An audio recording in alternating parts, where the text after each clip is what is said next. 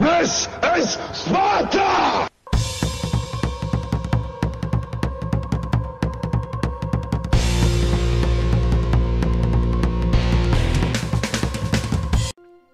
Hello everybody, and welcome back to World of Tanks. My name is Spartan Elite 43, and tonight, keeping with the Premium Tank Destroyer theme of the day, we're bringing out the Yazi.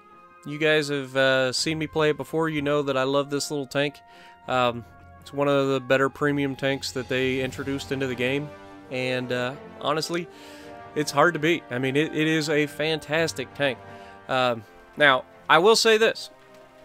Keep this in mind.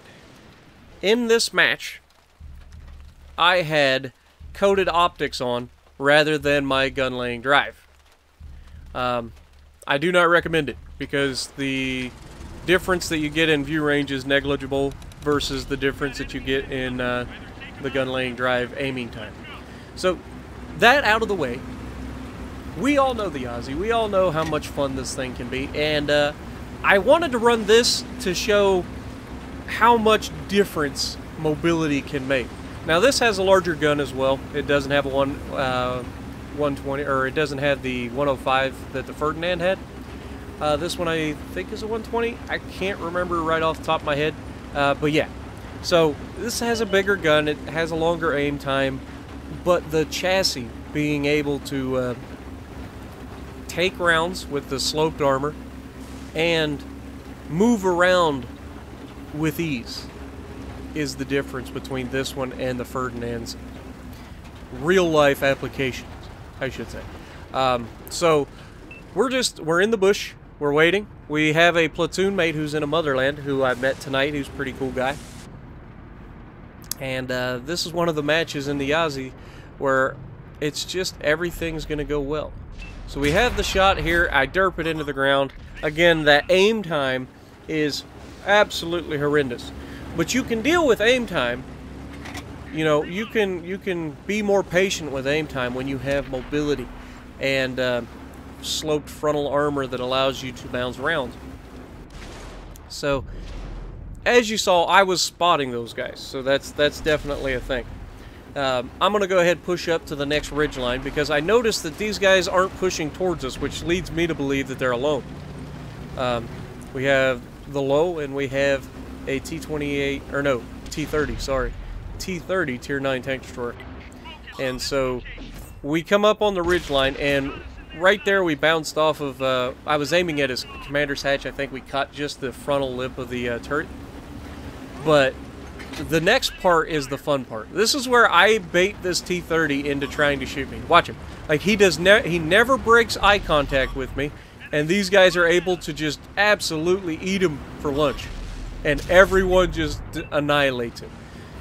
So, you don't necessarily have to give yourself up to be shot. If you can just get the attention of the guy and let your teammates shoot him, that's all that's needed sometimes. Now, I get to a certain point up here where I wanted to start spotting the guys that were over on the back side of the hill. But with the negative view range that you get in this tank, which is, I believe, 360 meters, which right now would be 396 meters, I guess, because of my coated optics being 10% more. But it's just not enough to get into seeing people before they see you. So I notice a lot of bad guys are about to come out of the back of the city, so I use my mobility to go all the way back to where I started. So that is the importance of mobility, and I hate to say it. This game starts out a little slow. We haven't shot anything. We've got some assisted damage, but the difference between this one and the Ferdinand is I have the mobility to get back. If I had pushed that far forward in the Ferdinand, there's no way I would ever get back here. But because we have the mobility, we can get back and we can help our team by pulling off one of... I say pulling off. I guess I technically... We'll leave that for later. The last stand that I make is pretty epic in this one. When you charge a Yazi, you are asking for trouble. So here we put a shell right through the front of that IS-3, immediately causing him to go, "What the heck was that?" Yep, it's the Chinese, guys. Anybody order some General Tso's chicken? Come on, Spartan. Oh, I got tagged. We lost the track. Come on, get out of there. There we go. Tortoise takes down the T-10. We've got lots of bad guys out there. The Defender gets the T-30. We've got this IS-3 in the center. He goes down right before I were to fire. Now this Defender is going to be a pain in my side for the next couple minutes here. Because I know he's there. I know he's waiting for me to engage these other guys, but I can't wait for him to engage me. I have to try to keep the gun cycling. But every single time that I look away, I'm just paranoid that he's going to... Yep, see, he's spotting me.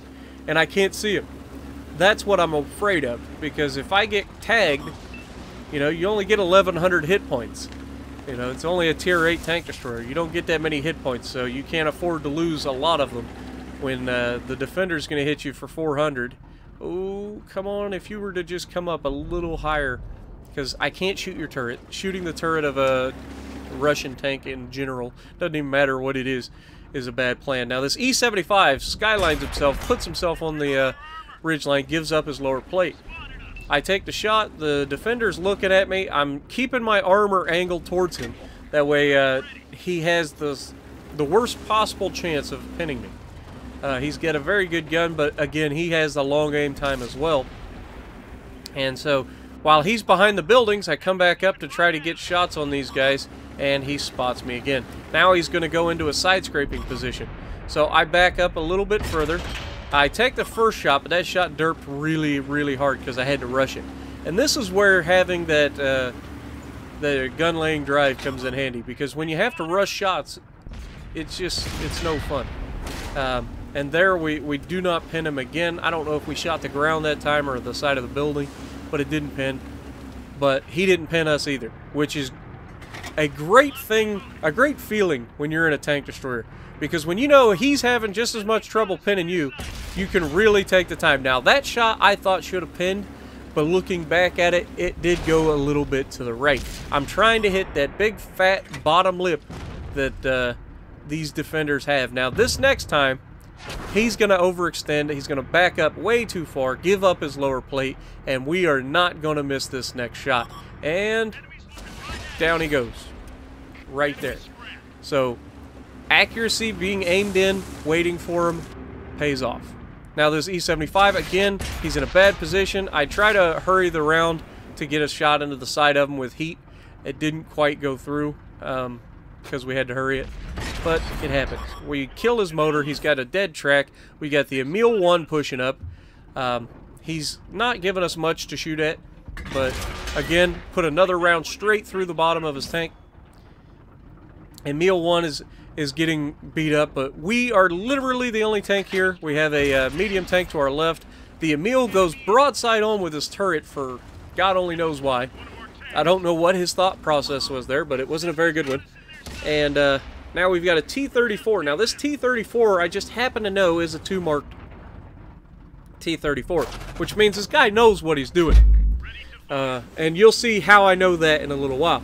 But now it is literally me and a T-54 versus the world. We got 6 tanks. Can we do it? We're in a pretty good position to hold off as long as possible.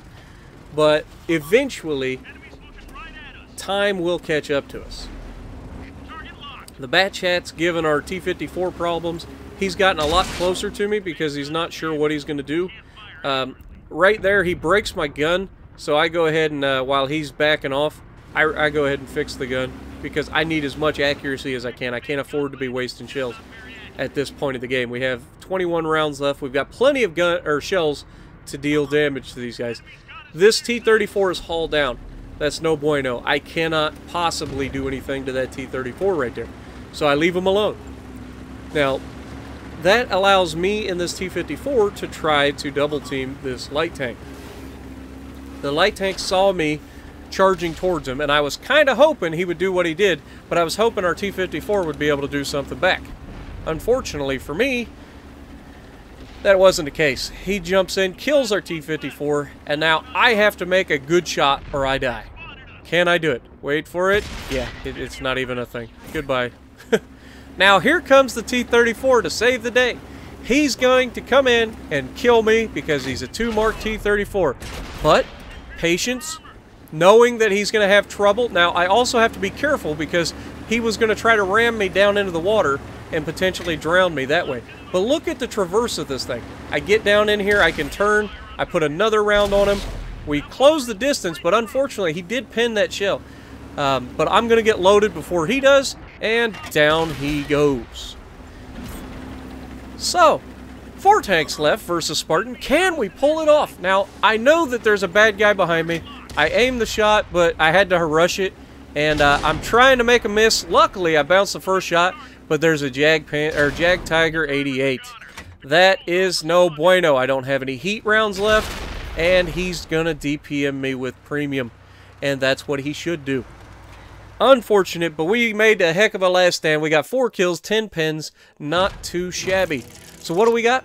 58,000 silver earned, 3,400 damage, 1,300 assisted, 3,000 blocked. You can't beat it. So if you like what I'm doing, punch the like button, leave a comment below, subscribe to the channel if you haven't already, and as always, I will see you in the next video.